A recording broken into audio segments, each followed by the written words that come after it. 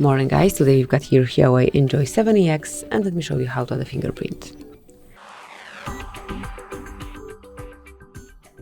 At first open the settings, then find and select biometrics and password, choose Fingerprint ID, and at first you need to set some lock screen. You can choose PIN code as suggested, so provided. It's kind of backup to your fingerprint.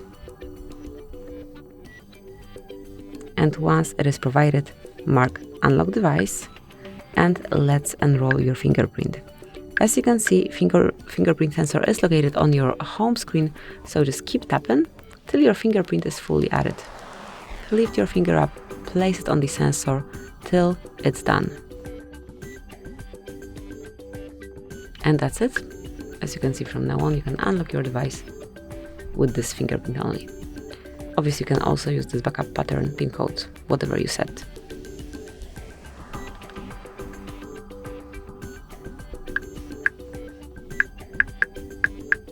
And that's it. So thank you for watching, please subscribe our channel and leave the thumbs up.